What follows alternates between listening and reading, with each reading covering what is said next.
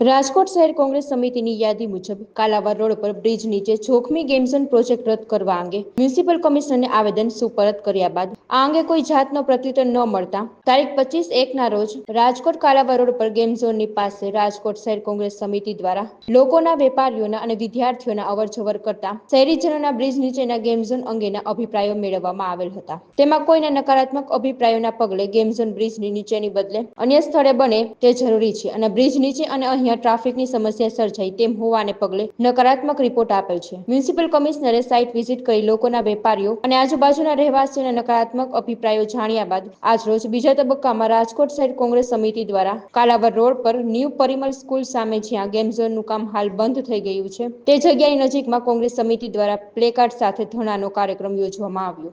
રાજકોટ શહેર કોંગ્રેસ સમિતિ દ્વારા આજે એક ધારણાનો કાર્યક્રમ આપવામાં આવ્યો છે। અગાઉની અમારે રાજકોટ મહાનગરપાલિકાના ભાજપના શાસકોને અનેકવાર રજૂઆત કરવા છતાં આ ગેમ ઝોન અન્ય જગ્યાએ ફેરવવામાં આવે એવી કોંગ્રેસ પક્ષની માગણી છે। લોકોની સેફટીના મુદ્દે આધારિત છે।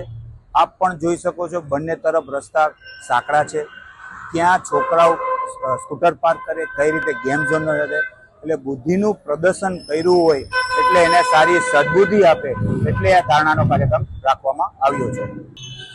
થોડા દિવસો પહેલા કોંગ્રેસ સમિતિ દ્વારા મ્યુનિસિપલ કમિશનરને રજૂઆત કરવામાં આવી છે। એના પછી બીજો કાર્યક્રમ લોકોના સૂચન પણ મગાવવામાં છે। અહીંના બ્રિજની નીચે જે ગેમ ઝોન છે, સામેના દુકાનદારો, સ્કૂલવાળા, એની પણ ના છે, પણ આ ભાજપની જીદની હિસાબે આ ગેમ ઝોન થઈ રહ્યો છે ત્યારે કોંગ્રેસ પક્ષ સખત વિરોધ કરે છે અને આવનારા દિવસોની અંદર બીજી વખત ટીઆરપી ગેમ ન બને એ બાબતમાં ધારણા કરવામાં આવ્યા છે।